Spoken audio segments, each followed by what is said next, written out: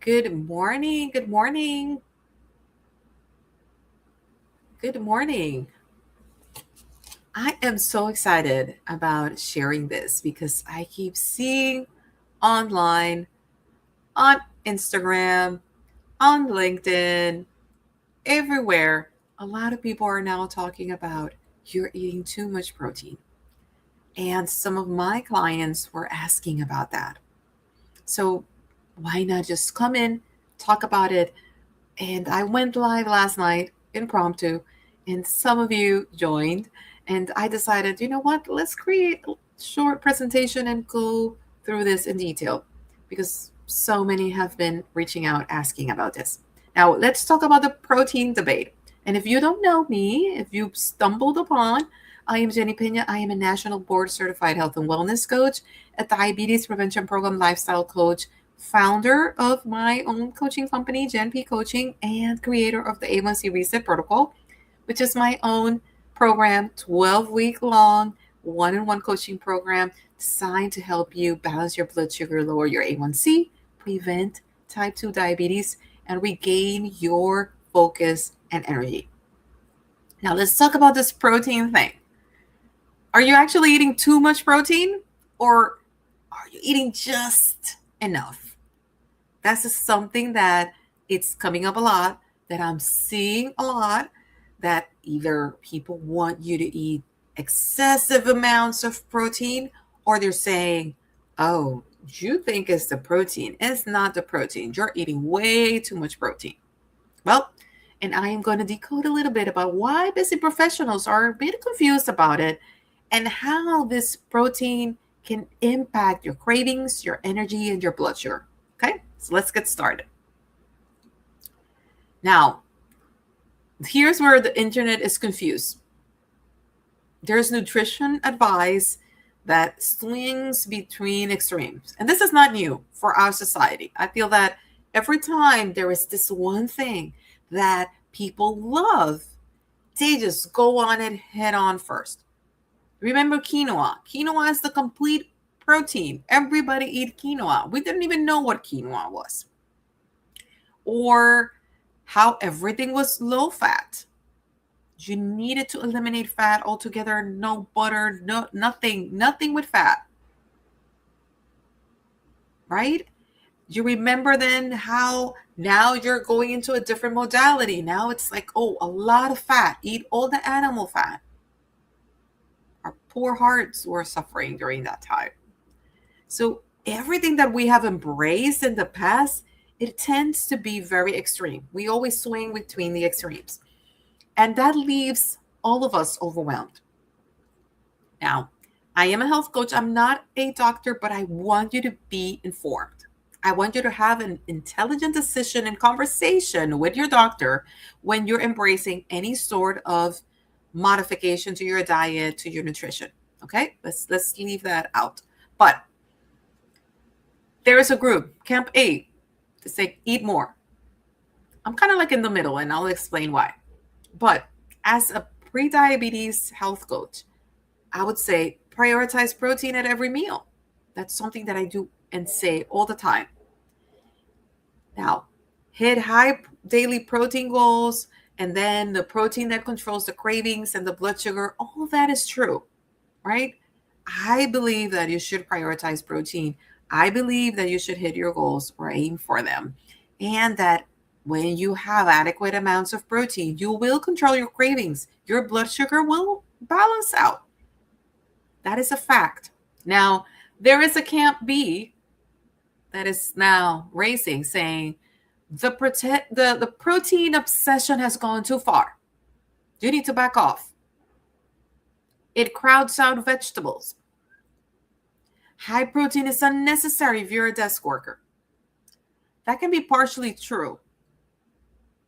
And I believe that there are some people that are going very obsessed when it comes to protein. And if you are on GLP-1 medications, sometimes you cannot eat as much. You end up eating your protein, right? Because we keep saying as a coach, okay, eat your protein, make sure so that you don't lose your muscle mass. So now you're crowding out the vegetables, not necessarily because you may want to, it's just the fact that you just get full faster. So it's harder for you to keep that balance. And the other thing is about not being necessary for desk workers. I will say that depending on your activity level, yes, you may need more protein and less protein. If you are building muscle, if you're a bodybuilder, if you're highly active, if you're running marathons, if you're doing, you may have a different nutritional need. And that is normal for everything, not just protein. But when you're seeing all of this, you are stuck in the middle, you're confused, you're unsure. What do I trust? That's why I am such an advocate for balance.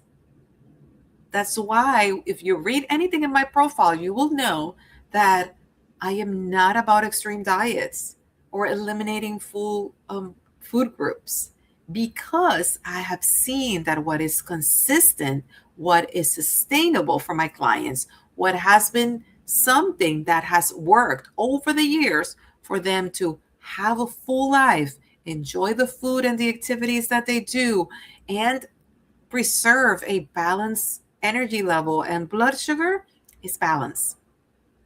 It's not crowding out one over the other. It doesn't have to be either or. It can be all of it. And we're going to talk a little bit about that. Then, what is the real question? The debate sometimes is not about high protein, low protein. And some of my clients are not used to that because they want me sometimes. They're like, well, what should I do? Can you tell me exactly what I need to eat? And at times I have to turn it back to them. And I'm like, okay, this is what the science says.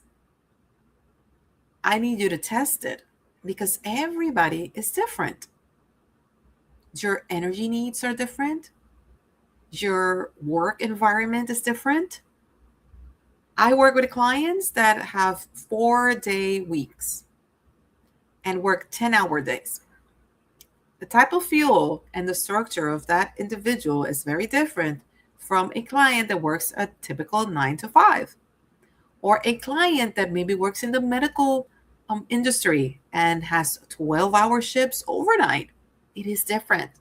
So the strategies and the things that we do are different based on that. So the debate here, let's even move to the side the whole thing about high protein, low protein. It's more about, okay, is nutrition actually working for you and your needs? And here's some things to consider. Are your meals keeping you satisfied? Or are you hunting for snacks within an hour of eating?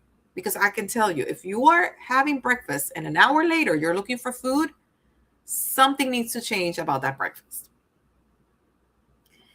Are you crashing in the afternoon? Because those energy dips are typically a signal of blood sugar instability. And no, it's not normal. I had a lot of clients come to me and say, well, but everybody hits that 3 p.m. slump. It's normal. Isn't that how it's supposed to be? And my answer is no, it's not. So it is typically a signal that your blood sugar is not stable. You had a spike because you probably ate that high carb lunch after skipping breakfast, like a lot of people, and I used to do that when I was in corporate, and now you're dealing with this. Then you have to look into account nutrition goals. What are you doing? Are you losing weight? Are you maintaining? Are you building muscle? Are you doing personal training and maybe lifting weights? What are you doing? What are your needs? Because everybody is different, right? So that's the real question. Before you start with a calculator and making sure, okay, I'm eating this, I'm eating that, and we're going to talk about numbers for a little bit, but I want you to be in tune with your body. How do I feel? One test that I tell my clients to do is evaluate. How do you feel when you eat a certain type of breakfast versus when you don't? And be very honest. Try to separate your argument as to, I prefer this. Just be very neutral as to how you feel. And that will give you an amazing insight. I'm telling you. Now, here's what I see consistently. And that's why I was a bit upset that so many people are now saying that you're eating too much protein, because based on my experience coaching over 400 individuals at this point, maybe I already hit 500, I have to tally it, but most of you, my friends, are not eating enough protein. So to me, coming and saying, stop it with the protein, don't, it's like I roll my eyes. Why? Because I know most people fall under the other side of the spectrum in terms of not eating enough protein. And this is the pattern. Okay, 8 o'clock, you grab your coffee, no real breakfast. And if you do, you get a donut, a muffin, a butter roll, or you put tons of sugar to that coffee, right? Then 12 o'clock hits, you are hungry, you have been powering through. Maybe around 10 o'clock, you were looking in that kitchenette for some leftover thing from somebody. But if you didn't do that by 12 o'clock, you are hungry. You're going for that carb heavy lunch. You're going to eat that at your desk. And then around 3 o'clock, you'll get that 3 p.m. slump. You're going to have those cravings, that fatigue, that energy crash. And guess what you're going to look? You're going to look for another cup of coffee or something sweet because you are feeling that dip. Then you power through, you get home late. By the time you settle, it's 8 o'clock at night. You're having the largest meal of the day because you're so hungry. And at times you end up relaxing because you had such a long day. You're going to watch some TV. You're going to grab some snacks. Do you see? There's no balance there. And there's not much protein either. And the body can only process a certain amount of protein at a time. So don't think that not having enough protein through the day, you're like, well, I'm going to eat enough protein for dinner, it's going to help. That's when it actually could be a problem when it comes to weight gain. But this is what I see constantly. That's why talking about not eating protein because you're eating too much, it's a bit disingenuous to me. Now, why protein actually matters? Because a lot of people are like, does it really matter? Should I go vegetarian? I have had clients that have tried all different modalities and diets. And I keep saying balance is key. You're always, if you eliminate a food group, you're eliminating some of micronutrients that may be just particular of that food group. Now you have to really assess if it works for you. Now, protein isn't just for athletes. There was a misconception about that. It plays a critical role for you to feel good all day, especially as you age. Especially relevant for busy professionals, for midlife adults, anybody that is managing anything related to insulin resistance. So PMOS or PCOS, prediabetes, type 2 diabetes, all of these things. And then you're working super hard. It is a very important for you to think about how you're incorporating protein and how do you feel. Because it will sustain energy. It will give you that energy. It will give you that blood sugar stability. It will help you stay full longer. So you're going to eat fewer calories too, if weight loss is a goal that you have. And it helps preserve your muscle. And a lot of people, I had a client that asked me why muscle is important.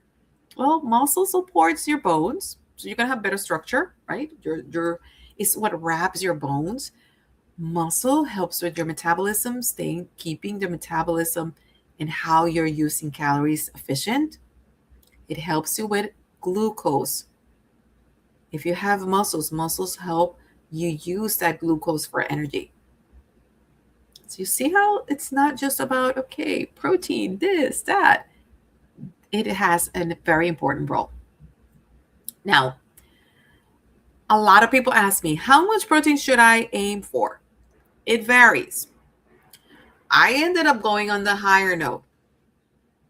There's some information out there. You can do some Googling. There's some information out there that will tell you that most likely about 25 to 30 grams per meal is like the baseline. I think the lowest would be probably 55 or 60 grams of protein a day. That will be the absolute low. So let's skip the fear. Let's do the math. If you aim for 30 grams of protein, 3 meals for a 150-pound individual, it is about 1.3 a day. There is a ratio that you measure. There are some people that use 0.8 to calculate. And depending on what they're doing, it can go up or down. And this is not bodybuilder level. So having this, and when they ask me, I'm like, aim for 20 to 30 grams per meal, assuming you have 3 meals a day, which we already know that most people don't. That's why a lot of people are undertaking the protein. So think about this: activity level and age, your muscle mass, your body composition, your health goals. All of these are important. Now, I'm going to disclose again, if you want specific macro guidance, calories, all of that, talk to your dietitian, talk to your PCP doctor so that they can evaluate and they will know and they will tell you exactly what are some of the things that you need to consider. What are the guidelines based on your medical history? Because you may be taking medications, you may have other health conditions. It can vary. But this is pretty much a standard. So for most people, it is safe to aim for 25 to 30 grams of protein per meal, assuming that you're having 3 meals. Now, here is the false pretense that a lot of people are saying. Well, if I'm eating protein, I'm not going to be eating vegetables. They're not competing, people. They are not competing. They belong on the same plate. You should have quality protein in your plate. Chicken, fish, eggs, legumes, Greek yogurt. You should have vegetables. That's where you get fiber and minerals, right? Focus on getting different colors so you get different nutrient profiles and micronutrients and get the right digestive support. Healthy fats like avocados, olive oil, nuts. It helps with your brain function. And smart carbohydrates. I know a lot of people think that carbs are bad. Again, the other extreme mentality. We went from carbs are the best thing ever, you should focus on carbs and not incorporate fat, to carbs are the devil, don't have them. And I'm here to tell you, as a health coach that has worked with many individuals, one of the things that I've seen over and over is the fact that these extremes are not sustainable. So it doesn't have to become protein versus plants. Both matter together. Now, here's where I agree with some critics.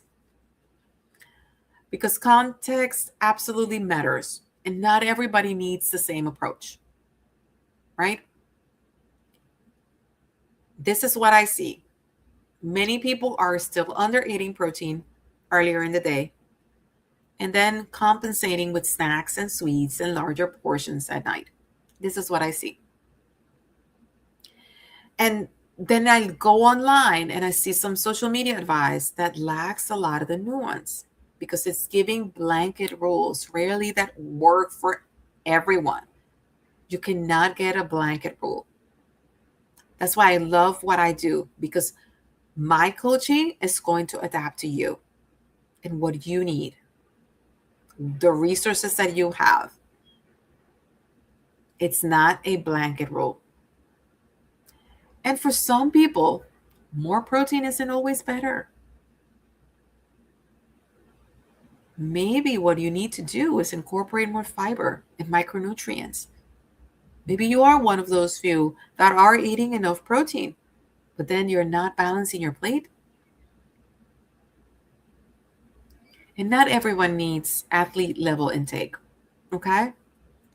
Desk workers have different demands that athletes that are working with high intensity workouts or doing marathons or different things. It's different. Okay? Now, what is the bigger problem? The bigger problem is that people are under fueled. So, to me, talking about over protein, it's very disingenuous because most people don't eat enough protein. So, if you're constantly grazing and experiencing cravings, reaching out for the snacks all day, most likely your meals are not balanced. They don't have enough protein, fiber, and fat.